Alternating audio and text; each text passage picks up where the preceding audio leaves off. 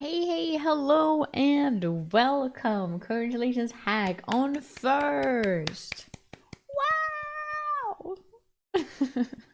Hello, Eagle, as well, and Newfie, you made it. You're not late. Holy shit, congratulations. Congrats. We haven't even started. We're getting started. Get it started in here. Let's get it started in here. Let's get it started in here. It's Tuesday morning. Let's go. We're gonna read some new books. What? No, not new books. New chapters.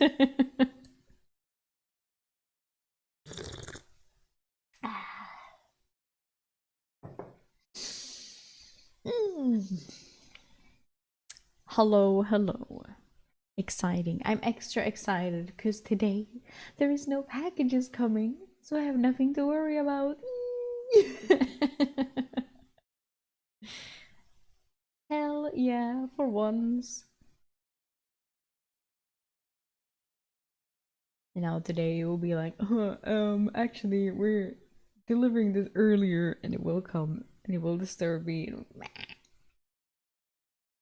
The past VODs. Yeah, we are on chapter 156 is our first chapter today. Thank you for coming though. I appreciate it. Enjoy the story, the VODs, and whatever else you find. I'm not gonna know shit. Yeah, but I will do a tiny little recap about what happened last time, so you will know kind of where we are. This is a story about the Nam named about a man named Eric who has been isekai'd into a new world where it's more ancient Rome-esque. And he is now in a world of magic that I forget sometimes. A few chapters. It happened once. And I was like, oh shit, right. This is a thing in this world. And now he is a little mercenary. He got truck cooned. Exactly. Woke up in a barn, got arrested, said you have to be a mercenary now. And he's like, okay. Had to learn Latin. Met some nice people. Met some not nice people. Now he realized that he has a unusual magic spell. He has an unusual spell, which is a space magic spell. It's a dimensional space where he has a dimensional space that is huge as fuck, that no one can know about that it is that huge. Because it's a secret. And it's also a secret that he comes from another world. Because apparently these people know about other worlders. And they have to go to the Emperor and do something not nice, I think. Maybe. I don't remember. Whatever. He doesn't want anyone to know anyway. But time has been going, and some people are more like, what's up with you, fam? And he's like, nothing. All good here. But he can put stuff into his dimensional space. Living beings even, which is extremely rare. So he has to keep this a secret. That was long ago. Because it will be extremely annoying since I'm reading.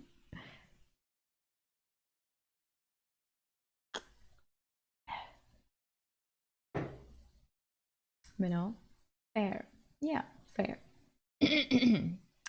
But yeah. The TLDR-ish. Now we're on to some new chapters, and I will begin the recap for them. So anyone who missed last time is a little bit more caught up, at least.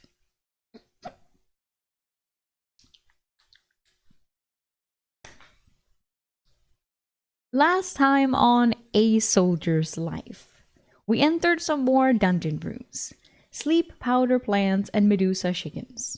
Also, kill some more bears and barters with the kids.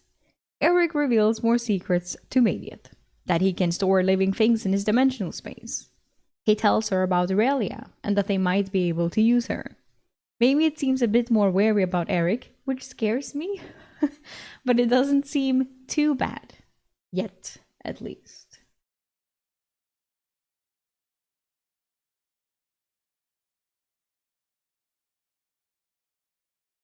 That was last time. And now we will continue with this time. Oi. So.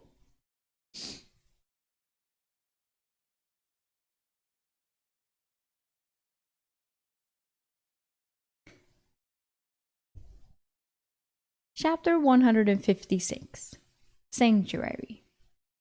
The water was cool as it soaked my boots, then my socks and my linen pants, working its way up my body. I was waist deep, and a cloud of filth was spreading out from me, fouling the clear water. Maybe it. Come on in. The water is fine. Maybe it stood on the shore, uncertain. We saw the cockroaches bathing. There is nothing dangerous in the water. The tall Goliath looked around the room, turning his head slowly. I think I will harvest the cockroaches first. That way I do not have to bathe twice. I will also recover my arrows. I rolled my eyes at Mavieth. Well, I saw some wild onion stems among the tall grass. You can dig them up as well. Mavieth's deep voice sounded hurt that I thought he could not spot the dark green stems of the onions. I saw them too, Eric. There looks to be some garlic as well. Did you see the garlic? He challenged, somewhat playfully. No. Is there garlic too? If you start pulling up the root vegetables, see if you can capture some of the worms the cockroaches were eating. I want to see if I can use the collector on them. Maybe it looked doubtful at that statement. I started removing my armor, one piece at a time, cleaning it before tossing it into the grass to dry. Maybe it focused on the cockroaches. I would throw him in if he tried not to bathe. We both smelled so foul that we no longer noticed how bad it was. After my armor was off and cleaned to the best of my ability, I worked on my clothes, soaking and rinsing them repeatedly until they no longer produced clouds in the water. The dirty water quickly settled into the sandy bottom, filtering downward. Eventually, I was completely naked, so I produced my shaving kit to retrieve the small bar of soap inside. I then returned the rest of the kit. I scrubbed out every crack and crevice of dirt, dried blood, and sap. I used the entire bar of soap, but it was worth it. I moved under the waterfall and began to rinse my hair and scrub my face. I remained under the cascading water until my skin was puckered, pale, and perfectly clean. I had spent 2 hours bathing. Holy shit. Dude, he is a big raisin. And maybe it worked the entire time. I might have felt guilty if I had not asked him to join me a dozen times while he worked. I pulled out clean underclothes from my storage and dressed. I only had one spare pair of Legion boots in my space, and I was wearing them now. I no longer felt like a soldier on an infinite campaign. I felt almost human if I was not trapped deep inside a dungeon that was trying to kill me. Mavieth had a tarp in the grass with a stack of bird meat and organs. There was a pile of small wild onions and a second pile of some pungent bulbous wild garlic. The onions and garlic would give our meals a lot of flavor in the future. After bathing for the first time in weeks, I was reluctant to dig them up. Eric, if you cook, I will bathe. We have about 8 hours before we should leave. I nodded and was glad the Goliath was tracking our time as well. The last thing either of us wanted was to be caught bathing when the cockroaches reappeared. Maybe it finally stripped and entered the water to wash himself and his gear. I focused on cooking. I heated some bear fat in Mavieth's small cast iron pan. I cut up several onions and 2 garlic cloves and cooked them. One of the cockroach's breasts was cut into thin strips, and I ground up some pepper. I seasoned each side with a little salt and pepper, then seared both sides of the bird meat, cooking it through. I folded the crispy meat like a taco and filled it with sautéed onions and garlic. I munched on the first one, enjoying the texture and flavors. As I prepared the second, I called Mavieth over. He came out of the water to get his cockroach's taco, naked. Damn, Mavieth, watch where you swing that thing. He ignored me and the taco was gone in 2 bites. No. That was tasty. Can I get 6 more? His deep voice asked eagerly. His statement brought back nightmares of working at a fast food restaurant in his high school, trying to keep up during the weekend lunch rush because half the staff called out sick. Keep washing, and no service without shoes, shorts, and a shirt, I told the Goliath. He was confused by the sudden requirements but waded back into the water. I will let you know when it is ready. I made 2 more for myself before preparing 6 for Mavieth. Can I cook the greens from the onions and garlic? I asked Mavieth, who was dressing. Mavieth considered. Onion greens are bitter, but garlic greens taste like their bulbs, and I have used them before in my cooking. I chopped up the garlic stems and added them to the next round of stir-fry. Mavieth ate 9 of the tacos before he was finally full and topped them with a cup of his appleberry jam for dessert. I had a cup of savory sweet jam myself. After we harvest as much onion and garlic as possible, we will explore the passage, I said. There was a passage directly opposite the one where we had entered the massive domed room. I am hoping we never have to fight these birds again. He crunched into his last taco. But they are tasty. Personally, I thought they tasted closer to turkey than chicken, but all the flavor came from the bear fat, onions, and garlic. We had only used up one of the massive breasts too, so we had a lot of meat remaining. As I pulled garlic and onions from the ground, I searched for the elusive worms. I even tried placing the collector on the ground in a few spots, hoping the worms were close to the surface to pull their essence. I had no luck. Maybe it found the first worm when he pulled up the waist-high grass to inspect the roots. Apparently, they nested in the roots. I felt cheated when the finger-sized worm released tiny wisps of blue smoke but did not produce an essence. I tried it on multiple worms, but it never produced an essence. So much for the collecting working on every creature in a dungeon. We washed our hands, and I stored the harvest.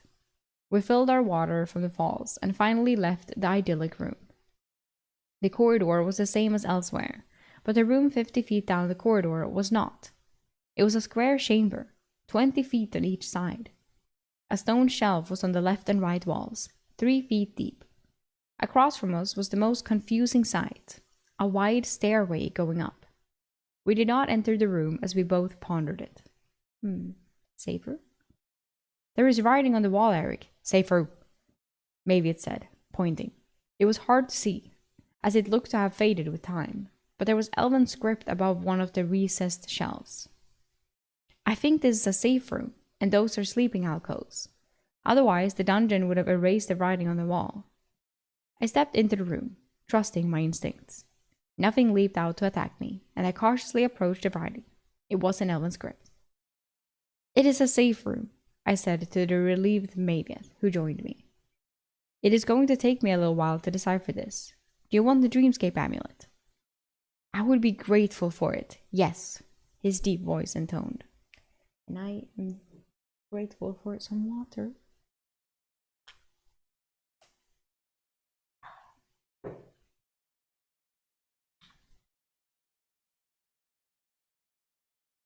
While Maviath made himself comfortable in the other alcove with the Dreamscape amulet, I translated the ancient writing. Maviath soon started sleeping deeply, and I slowly figured things out. The script indicated our location. We were on the 3rd level of the labyrinth in a special series of rooms. It warned of the cockatrices, firebear, and shapeshifters. The dark room was the real prize in the corner of this dungeon, as it contained silver ore with trace amounts of mithril. Apparently, there were better places to mine mithril, as this was not a popular path due to the cockatrices and greater doppelgangers guarding it. There was no reference to what was at the top of the stairs. My curiosity got the better of me. I would climb the stairs and check. Maybe there was another safe room at the top. The stairs corkscrewed as I climbed, and I counted the steps. It seemed to go on forever, and I worried I might not be back before Maviath woke. I assumed I was heading toward the 2nd layer of the labyrinth and getting closer to the others from the company. Perhaps the room on the 2nd layer would not be as dangerous. I reached the top of the stairs and did not like what I found. It was an oval chamber with a glass floor where giant eels swam underneath. No, it was not glass. It was ice. This room was a skating rink. There were 2 exits though. The question was whether the eels were the dungeon challenge or if they were what the Guardian ate. I studied the room, but the only activity seemed to be under the ice. I was about to leave when movement on the ceiling caught my eye. The body of something had blended in nearly perfectly. The creature gave up hiding and dropped to the ice as I focused on it. 6 thick legs, ending in terrible claws, scratched the glass like ice, marring the surface and throwing chunks. The dark blue lizard-like creature was larger than a horse and growled at me, clearly unhappy with my presence. It paced on the ice, its claws ripping up chunks as it went. I watched in horrific fascination, as if I were at a zoo and perfectly safe on the other side of the bars. After 20 minutes of prancing for me, the muscular creature burrows into the ice in seconds. I could see it under the ice, hunting the giant eels. It was not long before it scored a victory and burst out of the ice at a different spot from where it had entered. The ice appeared to be about 6 inches thick from the chunks that had been washed across the rink. I was curious about how the chamber was reset to make the surface of the ice smooth, and I needed to get back to Maviath. If only one creature existed in this chamber, then it should not be too difficult. Maviath was still asleep. Maviath was still sleeping when I returned down the 206 steps to the safe room. When Maviath woke, we needed to make a big decision. Would we leave this part of the dungeon with familiar monsters and rooms, or would we go to the second layer and explore unknown threats while attempting to find the others? The second choice? I mean, they can just go back, can they not? Like, they can just go back. Like, they can kill it and see if they feel like they can kill it. They would get like someone has to pass through there. If you've gone through the whole third level, if it's just a dark room you haven't seen yet, then it's like, why are you just supposed to hide out there? You can try to be, if you feel like you can beat this room that you saw, oh, it's just one encounter. Yeah, well then just kill that encounter, move on, and then see what you have in the other 3 rooms. Maybe someone is right there. Who knows? I would try. It's like they can just go back if they're like, no, we can't do it. Oh, well, then we stay here. Then we have a safe room right here. Oh, there it is. Okay. Creepy. Chapter 157. Frost Salamander. I let Maviath sleep as I prepared breakfast for both of us, finally dicing some bear meat to make patties. As I worked, I popped one of the clear essences into my mouth. This would raise and fortify my ether tolerance, which indicated my natural resistance to channeling substantial amounts of ether. If a mage pulled too much ether too quickly, they risked burning out their ether channels. The old healer in Sobral was burnt. I thought I might be at risk of the same if I started using the ether restorative potions. As the sphere dissolved, the world around me and my perception of it momentarily muted. It felt like the opposite effect of the perception essence. My best guess was that the dungeon was so saturated with ether that it affected me. The smell of cooking meat roused Maviath, who took over the cooking duties after handing me the amulet. How did it go, Maviath? It was cathartic. I will never get tired of seeing my sister again, he rumbled with strong emotion. He smiled widely. We fought the orcs and Ankegs together, and were victorious. I am glad. How about you use the amulet every third rest? Just remind me, I offered. I would appreciate it. You are a true friend to let me use something so precious, he intoned deeply, while nodding enthusiastically. Okay, maybe he's not as wary of Eric anymore. Do you want another quickness essence? I asked, already holding the small green spheres in my hand. Maviath nodded eagerly, and I placed all the remaining dark green essences into his hand, which widened his eyes in surprise. Just take one a day. Let me know when you run out, and you can choose something else. Maviath swallowed one immediately and placed the remaining spheres in his pocket. He focused on cooking, as he was the much better cook. Maviath handed me the finished meal, bear patties and apple slices drizzled with hot appleberry jam. While we ate, he asked, Did you take one of the magic affinities? No, I took an ether tolerance essence. I had trouble the last time I used a magic affinity essence, and have been reluctant to try again. I winced reflexively, recalling the pain from the earth essence I consumed in matcha. How amused my body was afterwards, and the foul stench, how abused my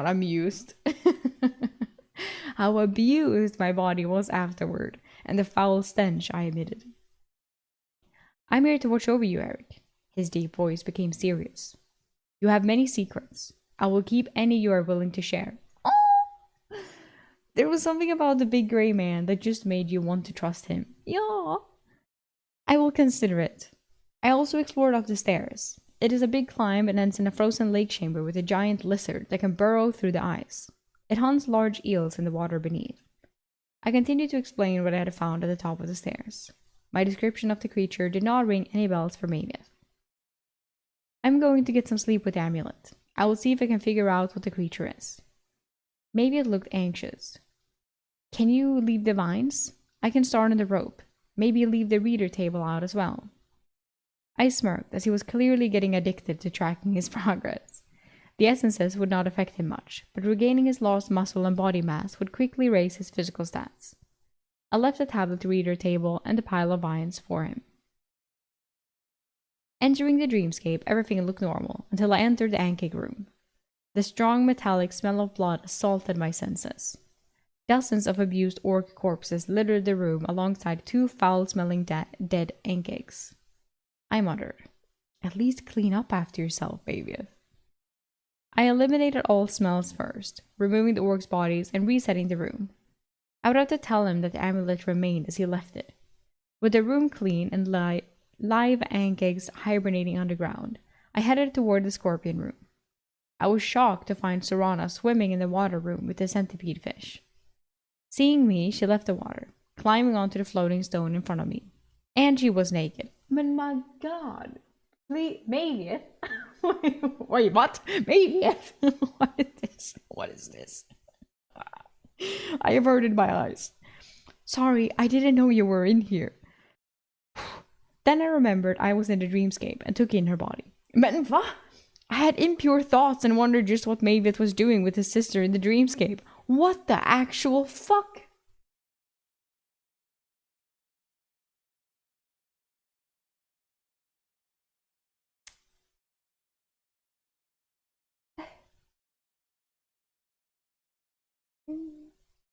Is Maviet back? Serana asked as I remained speechless. I used my power in the dreamscape to clean her clothes and put them on her body. She looked at the garments, disappointed either in their style or just in being clothed. No, Serana, why are you in this room? Which sounded like a stupid question. Her deep feminine voice laughed. Cleaning the blood of the orcs off, of course. How? Did Maviet let you wander the dungeon? I was trying to figure out what freedoms this construct Maviet created had. Maviet said I could do whatever I wanted. I wanted to swim, she said with a mischievous grin. Do you want to join me? You are Eric, Maviet's little friend. Little friend. Little friend. I guess compared to the 7-foot bald, gray-skinned Goliath woman in front of me, I would appear that way. Yes, that is me. But I have much work to do. Perhaps another time. I hopped across the stones and Serana followed me to the scorpion room uninvited. When I removed the wall, I was not surprised to see Serana's construct was missing. Oscar came rushing at me, eager for attention. The Aussie was ready to play. The men were playing cards. No combat training today. I preempted any questions from the disappointed men. Constantine's construct barked. He is getting soft. I muted the entire table, including Maviet, who Serana did not seem to recognize as her brother. I questioned Serana. Did you tell or show Maviet this secret room? No, he never asked about it, Serana replied truthfully. Good. Never show it to him or tell him about it. You can continue to do what you want in the dungeon, I said, sitting in my plush chair with elven bestiaries. Serana stood behind my chair, looking over my shoulder. What are you doing back there? I was hoping you would read to me, she said happily, leaning on the back of my chair and rocking it slightly. I pinched my nose. It felt wrong to be rude to the construct of Maviet's sister. She seemed a mix of mischievousness and innocence. Fine, just don't interrupt me, I said. Oscar hopped in my lap, seeing we were not playing ball. I paged through all the bestiaries, but did not find the blue lizard with big claws. I did manage to identify the potion from the creeping vine room. It was a protection from heat. I suppose that meant fire, but I was not sure. I recreated the elven potions from the summoner and identified them as well. Lesser Ether Restoration, Lesser Stamina, and an Empathy Enhancement potion. The Dominate Creature was the best potion I had liberated from the dead summoner. I had been reading aloud and completely forgotten Serana was behind me. Are you leaving so soon? She asked, disappointed. She was clearly one of those annoying personalities, extroverts. Oh no, what? She's an extrovert. What? It has been about 6 hours. I have to go and help Maviet, I said. I expected her to ask me to come, but she clearly knew she could not. I looked at the silenced poker table. You all can wander the dungeon and interact with Big C here. Big C! Oh my god. Big C.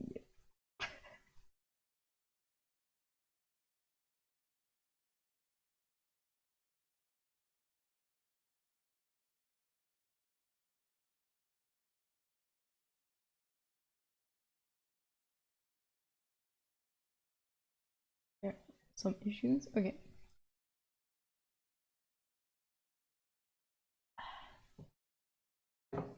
Big C.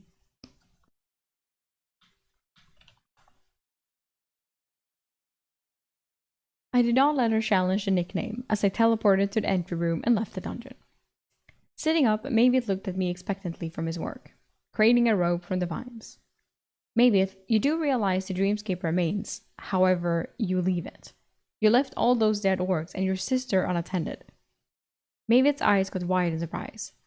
I'm sorry, I didn't know. Be careful when you clean up. I don't want the environments to reset. I have some things in the Scorpion room I don't want to have to recreate, I told him, taking another step down the trust road. He nodded and added, I understand. Is Serana okay? I closed my eyes. She is not real, Maviet. She is just constructed from your memories by the amulet in the dreamscape. Do not get too attached. He is attached. But yes, she is fine and hanging out with everyone else in the Scorpion room. I could see the conflict in his eyes. He had come to terms with what happened to his sister, but could not let her go. The problem with the dreamscape constructs was that they behaved exactly as you expected them to. I hope Maviet did not become too attached. I will check and see if the cockroaches are back. You can wait here, I said. Hello, Dylan. Welcome, welcome, welcome. Adjusting my share. So, hello.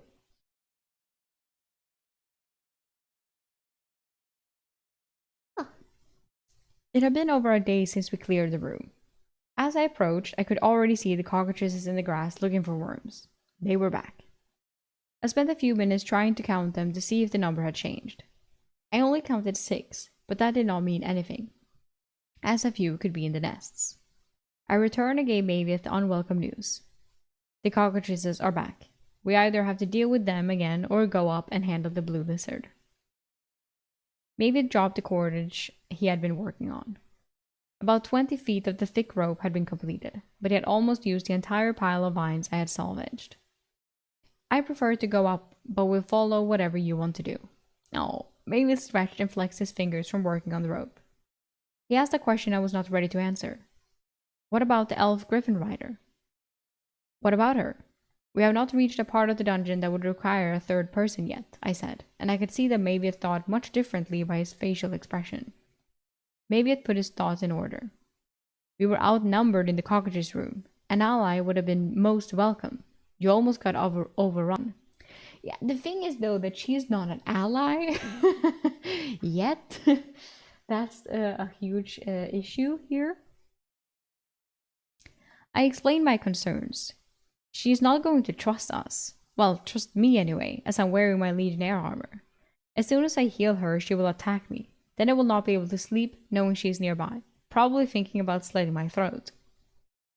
You can always just put her back in your space, Maviet rationalized in a sage-like tone. He had obviously been thinking about this. I mean, fair. It would take me 2 hours to recover enough ether to put a live person in space. In the dungeon, it took me less than an hour to recover, but I didn't need to know that. And if I cannot, we have to kill her and waste a healing potion on her. I could tell Maviet was going to be pushing for a release, even before he spoke. I will restrain her and protect you. Goliaths are known to be honorable people among the elves. She should listen to reason, Maviet argued. I ended the discussion by saying, let's clean up and look at the ice room together. My tone left no room for debate. We could not leave anything behind. The dungeon appeared to let writing remain on the walls, but anything on the floors was absorbed after we left, which was nice since there were no toilets in the safe room. The 200 plus steps up following the corkscrew pattern were done in silence. I knew Baviot well enough to know he was planning arguments for releasing the elf griffin rider. When we got to the room, it was just a sheet of clear ice. The large eels were underneath the sheet and swimming, oblivious to our presence. I scanned the ceiling, looking for the creature. There, Baviot. See how the river of light seems to go around that spot? Maybe it focused, but the creature was not moving. We stared, and suddenly the creature dropped to the ice, aware its camouflage was exposed. As it hit the ice, its mass caused spider cracks to form under its 6 legs, each ending in a nasty-looking claw. Maybe it inhaled sharply, and the creature looked ferocious. Do you recognize it? Maybe it shook his head.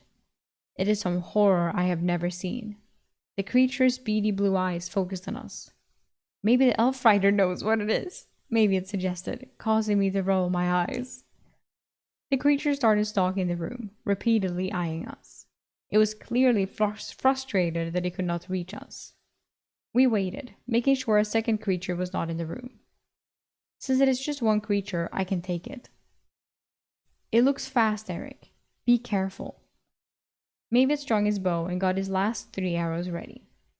I had not even realized the other arrows had cracked or snapped. The creature dug its claws into the ice, and with its 6 legs, it did look fast. I stepped onto the ice, leaving the protection of the corridor. The head of the creature snapped to me, its black eyes sizing me up. It did not look afraid. All 6 legs locked into the ice, tiny ice ships exploding outward. Shit. If I dove through the ice and attacked from underneath, I was fucked.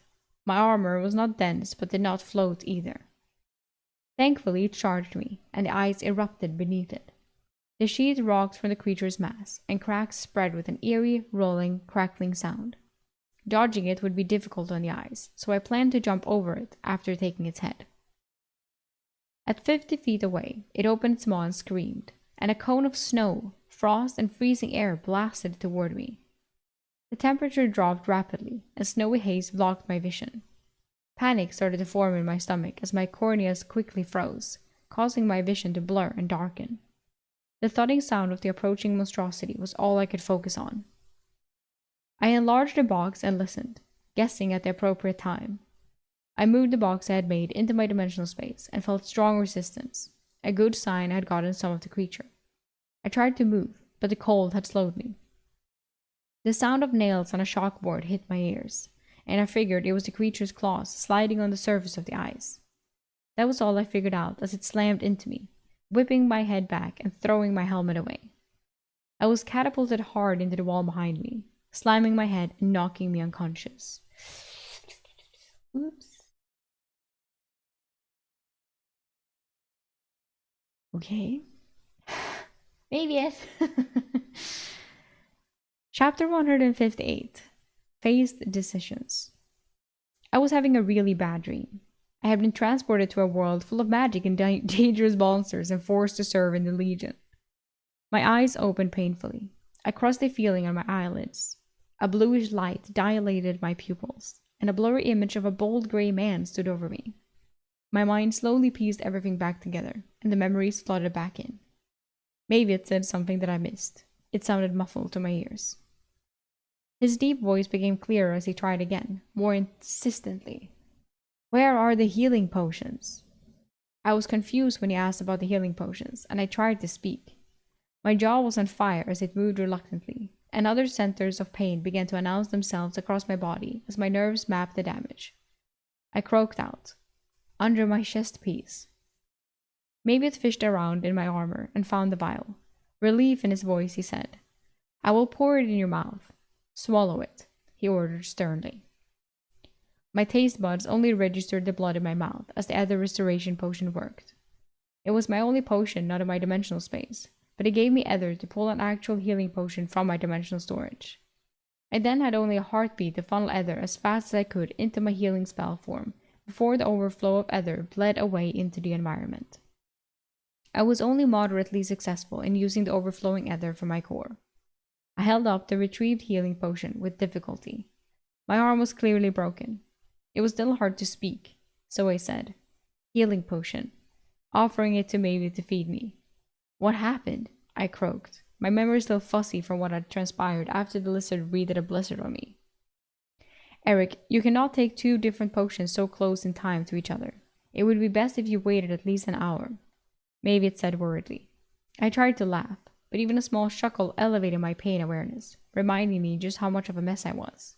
His jaw is broken, I would assume, or some shit. I tried to relax and focus on using my own ether to heal my extensive injuries. What happened? I repeated more clearly. Or maybe not, because he can talk. The creature hit you on the eyes and threw you into the wall.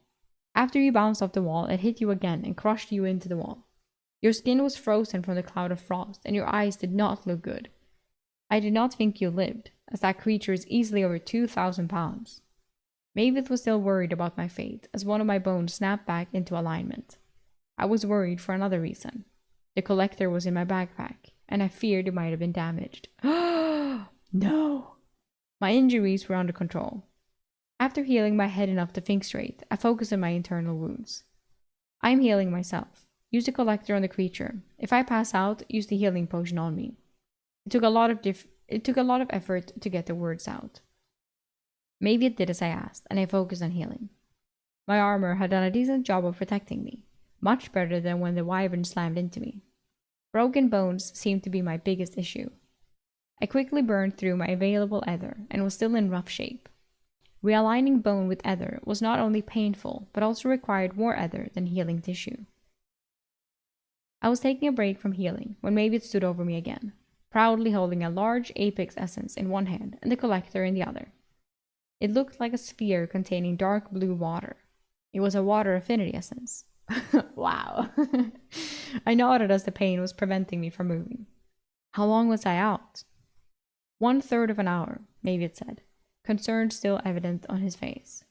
My vision cleared as I healed my eyes from the damage to my cornea. Blinking rapidly, I saw Mavis pulling me out of the room and into the corridor. Mavis indicated the room.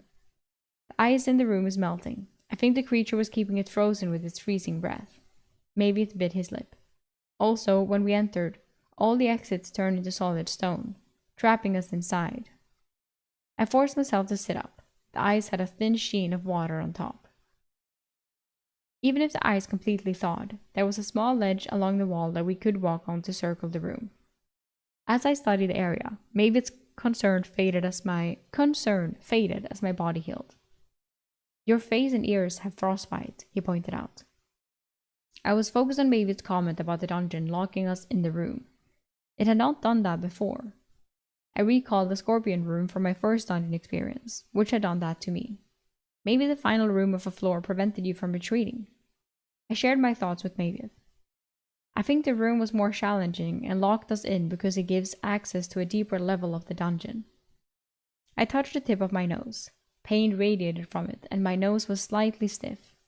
My healing was able to restore the damage from the frostbite. My ether was low again, so I paused while it recovered naturally. Mavis, do you want to catch the eels? I have some fishing line. Mavis looked at the melting ice. I'm not familiar with this type of eel, but it should be edible. I do not think we should try the meat from the lizard you killed. Its blood is blue, and the meat is pale white. Neither are good signs for consumption. Sounds not nice. I want to harvest essences from the eels. I'm not really concerned about eating them. We also need to decide if we're going to head back to the safe room at the bottom of the stairs, or use one of the two exits up here. With that ranged breath weapon, I'm not sure we should attempt this room again. I should be completely healed in half a day, so this is unnecessary. I made a show of sliding the healing potion under my armor in the pocket, where the other restoration had rested. Now maybe it knew where he could find it next time. There was also a stone reward chest in the center of the ice. Maybe it was reluctant to walk out on the surface to retrieve it. I removed my armor temporarily to lighten myself, and had enough ether to cast at least 3 air discs to stand on if the ice could not support me. The ice groaned and cracked as I walked toward the reward chest. As I picked it up, the ice splintered further, and I retreated to the corridor with Mavis. I unceremoniously dropped the chest to shatter it. Silver coins spread across the floor, and a distinctive yellow of gold appeared in the mix. 5 gold coins. Ooh! We sifted through the messy debris, not seeing a potion or other item. Maybe it found a silver ring blending in with the coins. This ring is probably an artifact, maybe.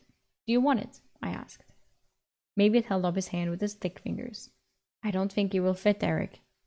Well, when we get out of here, you will get your share of the coins, I reassured him. Maybe it looked at the watery eyes. I think we should use those corridors and try to find the others. With how close I had been to death, it was more apparent we needed help. I agreed. Let us move to the corridor on the right. I was not confident about walking across the ice again, so I moved slowly along the narrow ledge. My body was still healing, so every little slip was uncomfortable as I kept my balance. Maybe its wide body stepped on the ice every few steps when the ledge got narrow, and it creaked under his weight, but it held. We sheltered in the new corridor, and I gave Mayviet both of my fishing kits. He shattered the ice with his hammer, creating a hole, and I gave him the chunk of the lizard I had sent to my space for bait. With Mayviet occupied in fishing, I gratefully slid down the wall, my armor scraping on the stone. I started to eat in order to recover reserves and fight off exhaustion. Mayviet caught the first eel almost immediately. The 4-foot eel was dark gray with a silvery belly. He smashed its head and slid it toward me. I pulled out the collector and noticed it had a small dent in it. I needed to be more careful with this artifact in the future.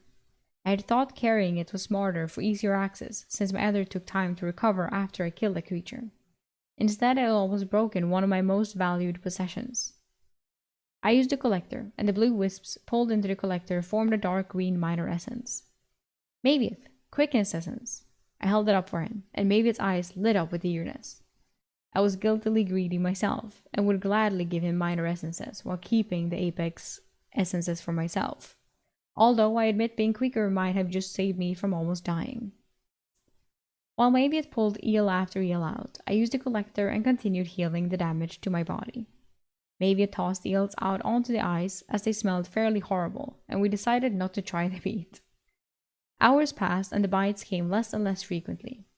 There was a heap of 23 minor dark green essences. Mayviet suddenly stood and backed away from the entrance to the room. I was on alert and stood as well. What is it? The corpse of the lizard creature just disappeared. I looked up and it was gone. I think the room is resetting. Mayviet nodded, and we both watched from the corridor's safety. How long did it take? I asked Mayviet, since he had a better feel for time than I did. Mayviet bit his lip thinking. I think just under a day. Maybe exactly a day. I drifted off a few times while waiting for a bite. A huge cloud of frosty snow erupted from the ceiling. The frigid blast quickly froze the water on the ice, resulting in a glass-like finish. The eels did not seem to have repopulated yet. I could only see a few eels deep in the water. The dark blue lizard landed on the ice, which was definitely smaller than the one I had recently killed. I was still not eager to fight this particular creature again. We watched it survey its domain before I said, Mayviet, take the essences. We should get going and see where this leads. I was hoping to explore both options before deciding, but I lost track of time, and we will have to settle for this corridor. I had completely healed. My only pain was my stomach requesting fuel. Reluctantly, I sent the collector to bidimensional storage to protect it from my own shortcomings. We walked down the straight corridor, maybe 200 feet, to the next room. It was another large chamber with a few full-grown trees, creating a small forest. I thought the trees were oak. At least the leaves were shaped like oak leaves, I recalled from Earth. Do you see anything, Mayviet? Maybe they're trents. That's what it's called, right? In the trees, his deep voice echoed above and behind me. A large mantis is eating leaves. Blech. He had to point out the green creature for me. It was not large, maybe the length of my arm. Mayviet voiced what I was thinking. They are not overly dangerous. I am guessing they are sustenance for something much more deadly. We started to get frustrated trying to find the threat in the room. We spotted at least 4 of the mantises, but no overt threat. The room almost looked peaceful, with 19 large oak trees, a high ceiling, and much brighter lighting than in other rooms. We sat facing each other in the corridor, resting our backs on the wall, and started to make dinner. We watched the room, trying to figure out the threat before entering. Maybe it cooked with the thermal stone between his legs. I could tell he was tired, and we needed to sleep somewhere safe soon. As we ate some seared bear meat, a flash of movement occurred in the trees. What was it? I asked Mavis, who was studying the trees with me. We could hear crunching as the mantis was being devoured in the canopy. I think it was a spider, but it was fast, and I don't know what type. I said the first attack was a catalyst. Other flashes occurred in the upper branches as more spiders decided it was dinner time. I don't see any webbing, I said, as the blue-white spiders dashed among the branches, harvesting the mantises. They could be nesting inside the trees. I counted over 10, Mavis noted, still focused above. I have never seen a blue-white spider before. I think I remember something in the books in the Dreamscape library. I will go and check. I put the amulet in my hand and entered the dreamscape. I ignored the people and Oscar, rude, as I did not want to be gone too long. I found the entry in the elven bestiary and focused on translating it. There were a variety of face spiders, spiders that could make themselves incorporeal to avoid attacks or surprise prey. The ones we noticed were slightly smaller than the entry, about the size of a dog. They were venomous, and the poison was a paralytic. They nested in trees and caves. Their webbing was only used to preserve prey and cocoon their eggs, as they did not make webs. They were noted as extremely dangerous foes. Of course they were. I returned to Mavis and informed him of what I had learned. They are called face spiders. Their bite can paralyze you, but they can also make themselves incorporeal. We have enchanted weapons, which should make that point moot. Mavis was pointing, drawing my gaze. Shit. There was a mama face spider the size of a horse. We watched the smaller spiders bring the large parts of their mantis harvest as offerings. The large spider used its legs to put the pieces into its mouth, making loud and disturbing crunching sounds as it snacked. Mavis asked, "Is it time to bring out the elf griffin rider?" There were so many enemies in the room that Mavis and I would be outnumbered. I was not optimistic about returning to the ice room to explore the other corridor. 12 small spiders gave offerings to the big one. That makes 13 total, Mavis said from his observations. I do not see an exit from this room. The trees could be blocking it, but this could be a dead end, I reasoned. Maybe we fight the blue lizard and try the other corridor. Mavis seemed to consider. I think we will eventually return here. We should try this room. Venom usually takes time to work or requisite multiple bites to become effective. I think we can do this, but having the elf as an ally makes it safer. I was still reluctant. If she doesn't stab us in the back while we are fighting. I wavered for minutes before finally conceding. Fine, Mavis. I will bring out the Griffin Rider and we will try to reason with her. Yes, okay, like they have, okay.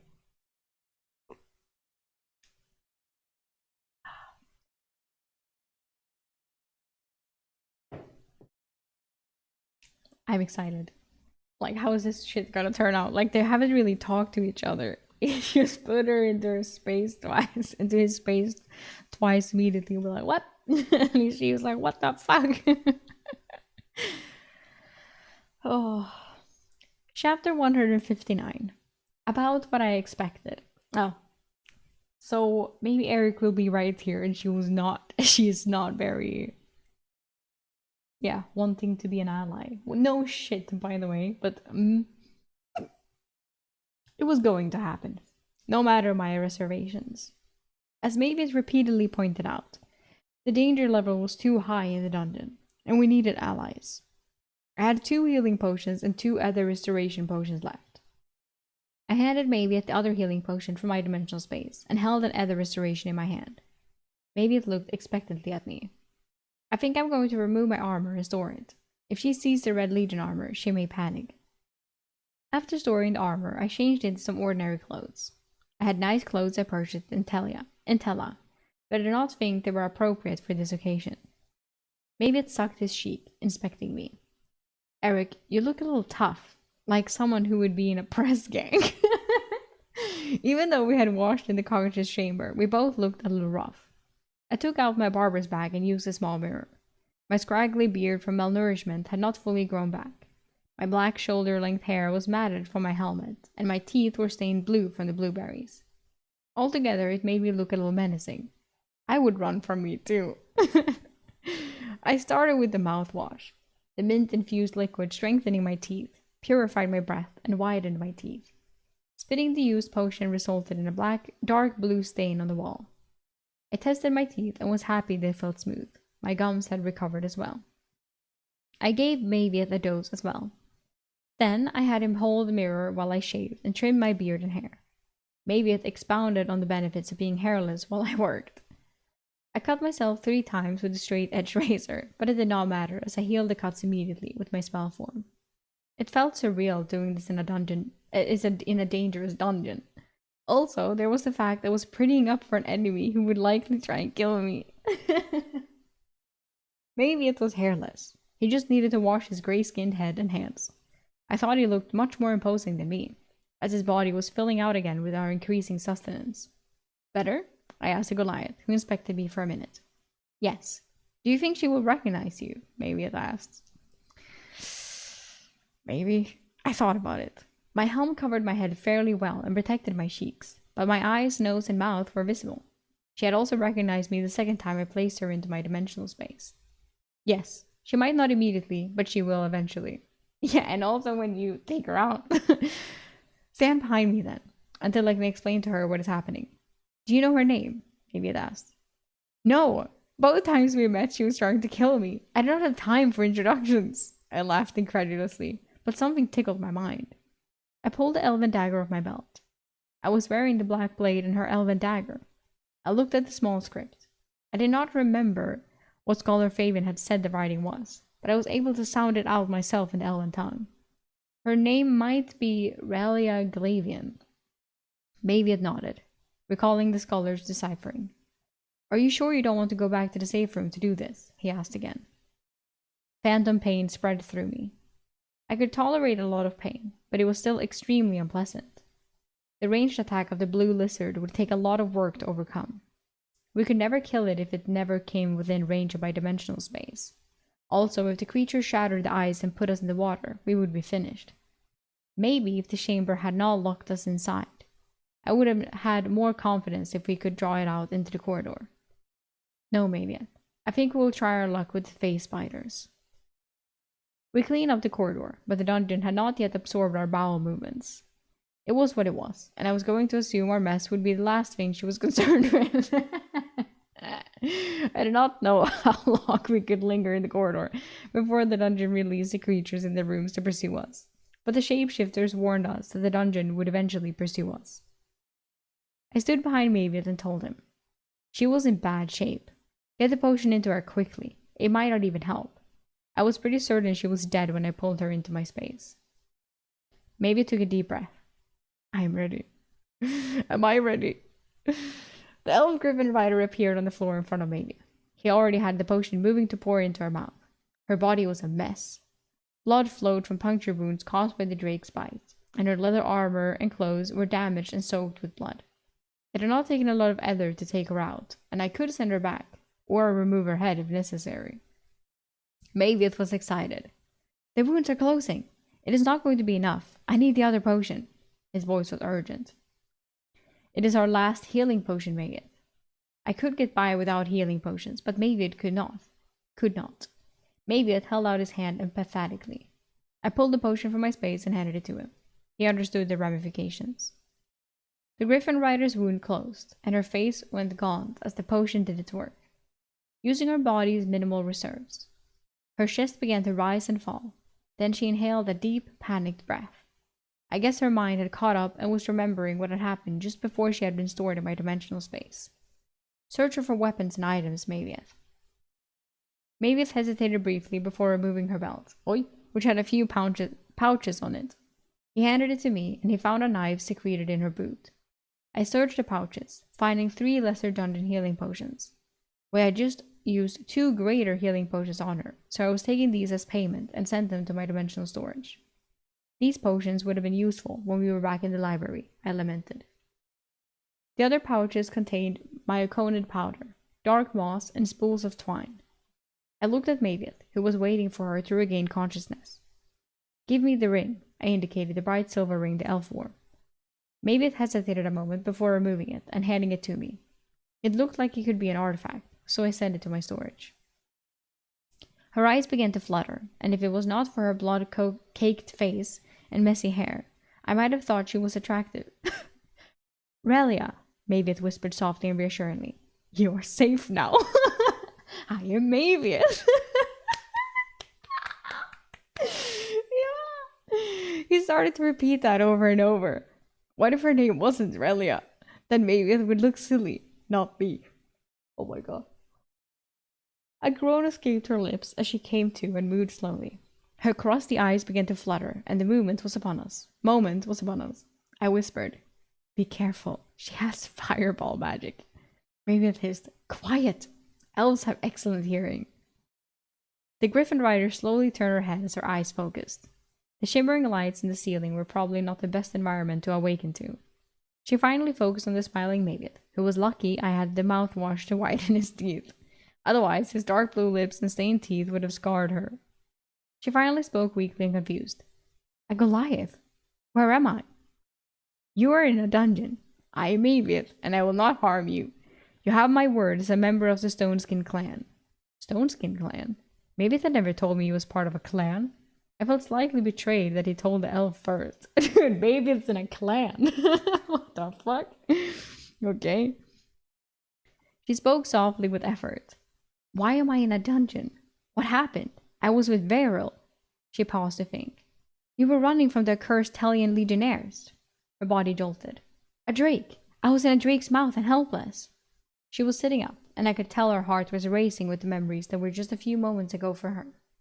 Her hands traveled over her body, feeling her bloody clothes and the holes in her armor. Her voice was slightly clearer. Maviath, how am I here with you? Yeah, Maviath. How is she here with you? My friend saved you. He moved aside so she could see me. The elf's eyes had trouble focusing on me, as she had not quite gotten accustomed to the shifting and flowing dungeon light. There, I could see it happen. Her eyes started to widen as recognition occurred. She reached for her belt knife. I could not help myself. I pulled her runic dagger. Looking for this? I was an idiotic play to taunt her. It was an idiotic play to taunt her, especially when she overreacted, and anger flared in her eyes. Maybe it tried to calm the situation. Eric is a good person. He has saved me multiple times. He will not hurt you either. I was smart enough not to debate the point and sheathed the dagger. If necessary, I would end her. I would end her. Yes, Eric. He is a legionnaire, Goliath. Do the world a favor and end him before he kills you. She spat a bloody glob on the floor at my feet. I do not think this is going to work out, Maviath. I will just put her back for now, I said, thinking the threat would give us some leverage. The elf realized what that meant, rolled to her feet in a flash, and darted into the face spider forest room. Well, we tried, I said, but Maviath was already rushing after her. Relia, stop! We're in a dungeon! Maviath yelled, but the elf girl did not stop. Fuck, I swore. This is such a fucking shit show. Brutus would even say a clusterfuck. Drawing the black blade and moving to protect Maviath. The elf reached the center of the room, and two face spiders launched from the trees. She managed to roll forward and avoid both. She was sprinting toward an exit we had not been able to see. Two more of the face spiders zipped through the air behind her back. She could not see them, but dodged anyway. Then Mama Spider flashed to the ground, blocking her access to the corridor exit. Maviath had crushed the first two spiders that had attacked the elf. I caught movement and slashed air, bisecting my own spider. I could not focus on Maviath or the elf girl. The spiders' bodies were the size of cats, but their legs made them seem much larger. I was actually surprised at how easily my black blade cut through them. They were probably just as surprised, as they were a blur and thought themselves immune to my attack. I killed a second, then a third, and then snuck a glance at Maviath. He was covered in spider goo. The elf was dodging the horse-sized spider, trying to sneak past it. I got my fourth spider, and Maviath yelled, "We have to help her! She does not have a weapon!" I was free of spiders and rushed forward as Maviath crushed another spider with a hammer, splattering spider goo on me as I passed. The elf girl was trying to tear the spider from her back, and the large spider closed in on her. I removed the head of the large spider, feeling modest resistance to my effort, but I was successful. I hacked one of the small spiders on the ground, leaving just the one on her back. Maybe it joined me, grabbed the spider's legs on her, and started tearing them off with his bare hands. The elf was wobbling on her feet as the venom took effect. I spun, looking for threats, but just smiled when I noticed a stone chest in the center of the trees. The elf collapsed to the ground, paralyzed. It's funny that Eric is like, yay! And then she's like, maybe it knelt to check on her. Relieved, he said. She's alive. Just puncture wounds in the shoulder. Are you sure the venom is just a paralytic? I walked over and stood over both of them. Maybe I do not think this is going to work out. She's not going to help us. The elf's eyes started darting from me to Mavieth and back again. She tried to speak, but it came out garbled. I nodded. Huh. Looks like the paralysis doesn't affect her hearing or sight. Oh my god. Oh.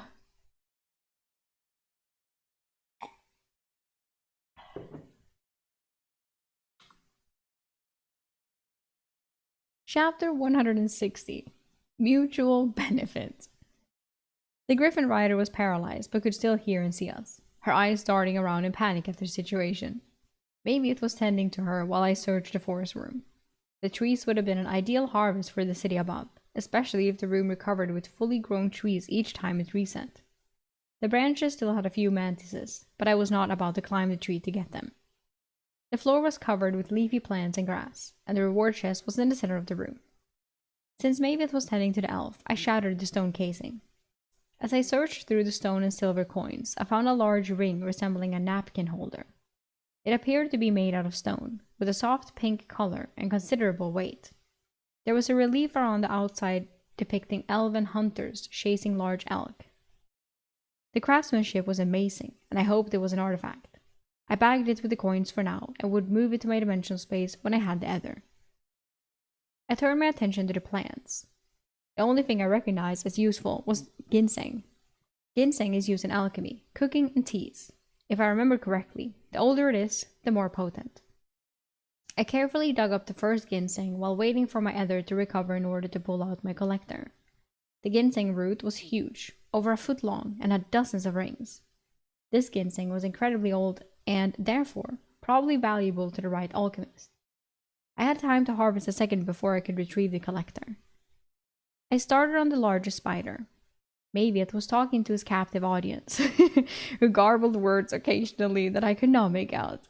I doubted the Goliath would be able to soothe the Griffin rider. I had an ether potion ready to drink if she needed to be dealt with. The largest phase spider had remained upright, its body frozen in rigor mortis after I took its head.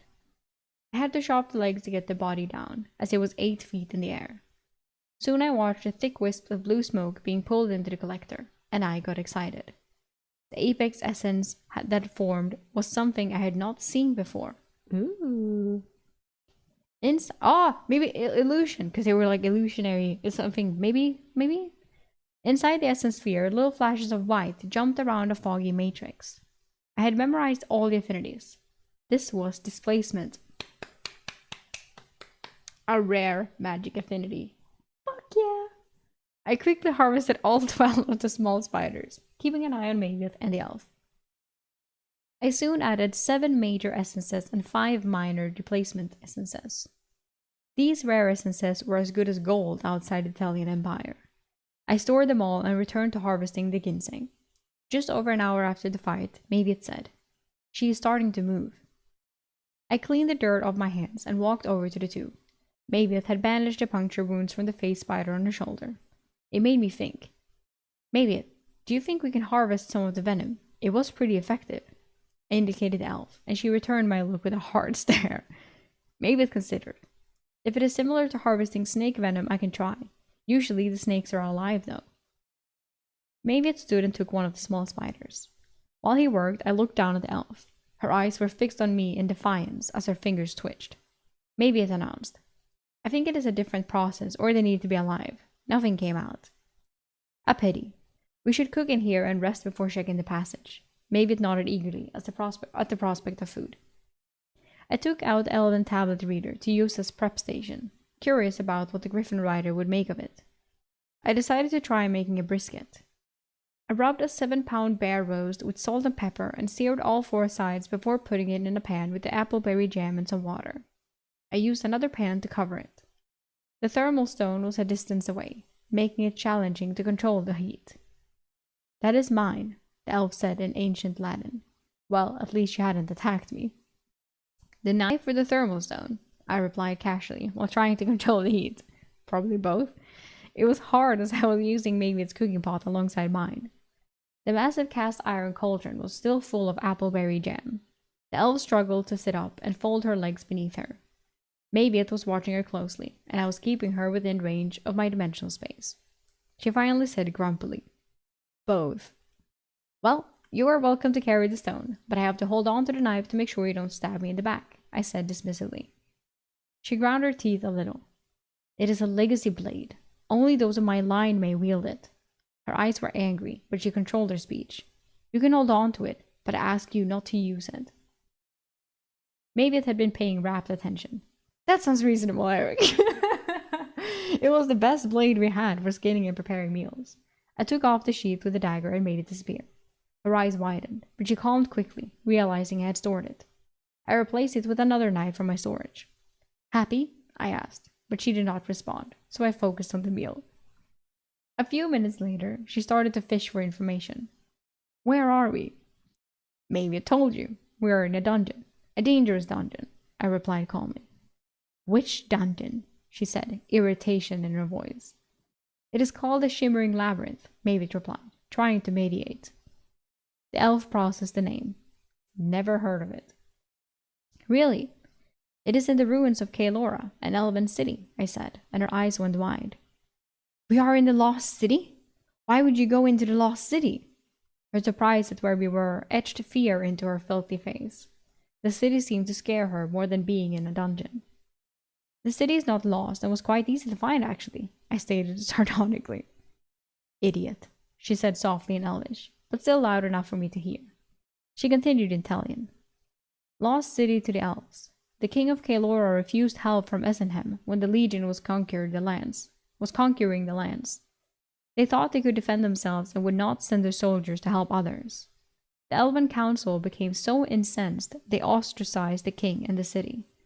It was lost to the other elven nations, and then the king of Kaelora cursed his people, always to defend it. The Griffin Rider's information sounded about right. "Yeah, I never studied Elven or Italian history. I'm just a country bumpkin," I said with some indifference. Bumpkin confused both her and Mayviet, but the meaning was implied. Mayviet stepped in as he sensed our tempers rising. "Eric was conscripted into the Legion. He is not from the Italian Empire." The elf girl studied me, and I could see her flexing and testing her control over her hands. Was she getting ready for some magic fireballs? I figured 2 air shields would block them easily enough. My jam was bubbling with the roast, so I added a little water. The elf's stomach rumbled at the sweet smell. All the healing had probably drained her body's stores. "Where are you from?" she finally asked. "Singa. Small fishing village. Do not ask about my lighter skin. My parents immigrated there. I had a tough time growing up being so pale." I ad-libbed a little, but I saw pity in her eyes for just a flash. "What did you do to get conscripted?" she asked, sounding interested and maybe a little more relaxed. She stood and stretched, and we both tensed. She was testing us, I thought. "Rape, theft, assault, the usual, but I profess my innocence. Not that it matters in the Empire," I said irritably, trying to shock her a bit and get her reaction. "I can see it," she said, but I did not know if she was alluding to my crimes or my profession of my innocence. "My name is Relia of House Glavian." I think she thought I would be more impressed. She was immediately disappointed that I was not, and just nodded slightly. Maybe it said you would release me if I helped you escape the dungeon." Maybe its deep voice echoed as he rushed to join the conversation he had been listening to raptly. "It would be a fair exchange, Eric." He had not consulted with me at this point. I could not help but laugh. "Relia of House Glavian. We are in the deepest part of a powerful dungeon. Even if we leave, there will be tens of thousands of undead specters who want to kill us. Not to mention that the rest of my company are in this dungeon, and I do not think they are going to be happy to see you, if you know what I mean."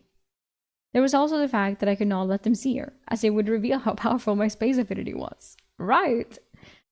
"Then why did you let me out? Why did you imprison me a second time?"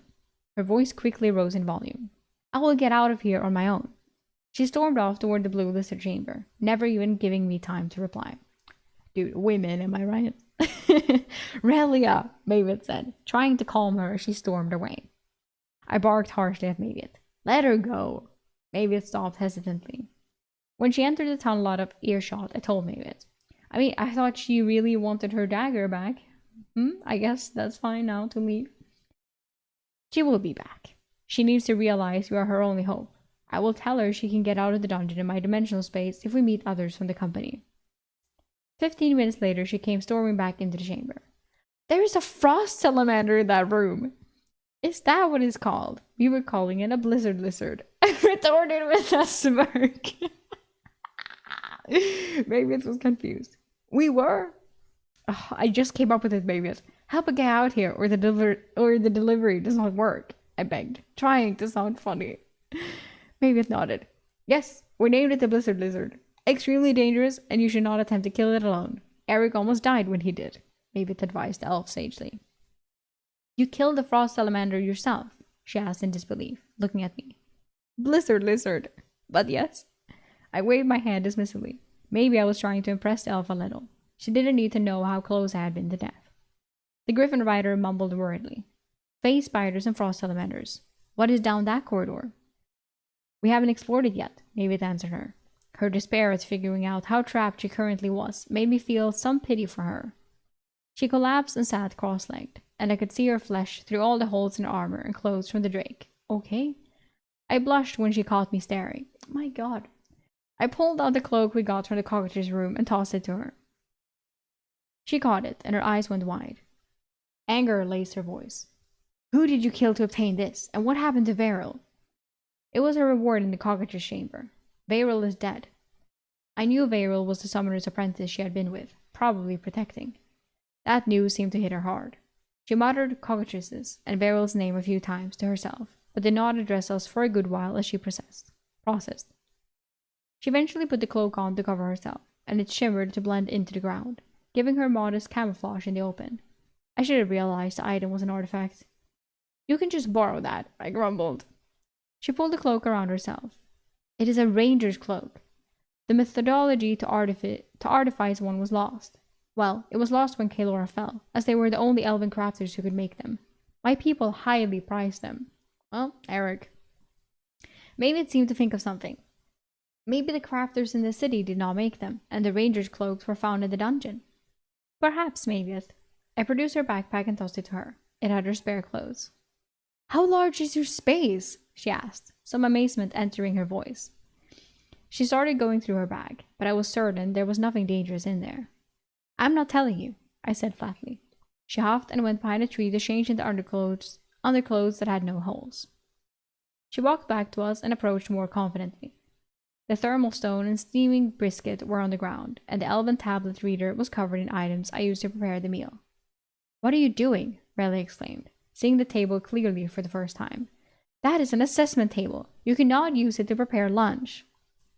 Are they valuable? We found it in Kaelora, I asked nonchalantly, holding back a grin. You can find them in adventurers' guild halls, but this one is elven-made. Unless... She dropped to the ground, and I stepped back on alert. She moved under the table, inspecting it. Disappointing. It is just a copy of the Telian assessment tablet. She stood and inhaled the stewing meat, her stomach rumbling loud enough for me to hear. What does that mean? A copy? Mavis asked. The First Legion was the first to make readers 2,000 years ago. All the artificers who made them keyed them to human physiology, she said with some loathing. Others copied the artifact, but it wasn't until about 1,000 years ago that dwarves and other races started artificing assessment tables that were keyed to other races. How old are you? I asked, perplexed. She could pass for a human woman in her late teens or early 20s. Her eyes narrowed at the question, but she answered, 47. Mavis offered it unhelpingly. Elves live much longer than humans, Eric. She just looks young by human standards. Thanks, Mavis. I tested the brisket, and it still needed an hour or two. I'm going to harvest the rest of the ginseng. Mavis, can you watch the pot in my back while I'm doing it? Dungeon ginseng? Relly asked, suddenly interested. That is exceedingly rare. Give me a knife and I will assist. I was not willing to give her any weapon yet. I will be fine on my own, I said, dismissing her offer. I left the two talking and went to harvest the ginseng. I even got lucky when one of the mantises fell from a tree. I quickly restrained it and used the collector to get a minor essence of coordination. You have a collector too? Relia barked from across the chamber. She must have been able to see me using it while she was paralyzed. I groaned as Mavius showed off his bag of minor quickness essences to her on the other side of the chamber. I was not sharing my essences with the elf. I dug for a few hours when Mavius finally called me over for the meal. He had added a lot of pepper to give it some spice. The sweet, shredded barbecue brisket was probably the best thing we had in the dungeon so far. The elf probably ate 3 pounds of it and even scraped every bit of jam left in the pan. I could not blame her. After all her healing, she needed the calories. How much time left, Mavieth? The elf was holding her belly and perked up at the question. Mavieth patiently explained to her.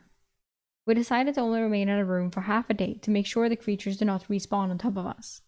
Why? Don't you know how a dungeon works? Rayleigh asked, perplexed. Oh my god. You do? I asked, suddenly interested in what the elf had to say. Yes. I have never been in the Nameless Swamp and Whispering Woods as part of my training. I have been in the Nameless Swamp and Whispering Woods as part of my training. Mavieth and I looked at each other. Maybe the elf would be useful after all. I could not help but laugh when Mavieth asked confused. If it is called the Nameless Swamp, doesn't it have a name then? Mavieth. He's such a cutie. I swear to God. Mavieth, you're so cute. Oh, shit, Bradley is fucking out, dude. That's crazy. That's crazy. And she knows about dungeons. And she speaks Elvish, and they have a third person now. I wonder how this shit's gonna go. Like, as he said, I never considered that. Like, if they take her out, they kind of have to put her back in again if they find the others. But she might be fine with that if because she just wants to get out. Like, she doesn't give a fuck about them, you know? And she knows, and she doesn't trust Legionnaires at all, and those are the only people she's gonna meet. So if I were her, you would have to trust Eric to be like, okay, space it is, and then just take me out. But she doesn't have a guarantee that he will take her out. So I guess that's that as well. But we will see. I'm extremely excited. This changes a lot. This is very exciting. But we will see next time. Next time. We will see what happens next time. Which isn't now, but next time. Because now we will have to end. And I have to eat some breakfast and I'm hungry as fuck.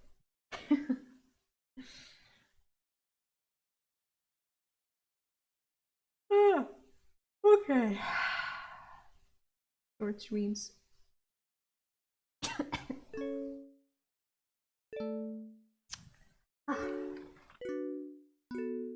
Thank you all so much for joining and watching and listening. I appreciate it. And it was very fun. It was a bit more stuff today, especially towards the end. It was a bit more fun. Yesterday was kind of like, go into room, kill the room, fix the room. Now I'm more locked in once again. I hope you are as well. Thank you so much once again. Feel free to go and follow me on my socials. I'm Smolsis everywhere, and join the Discord server. And we will take a break tomorrow because it is Wednesday, and then we shall be back on Thursday if everything goes our way. So I hope you have a nice rest of your day, and I will see you then. Hey door! Bye bye!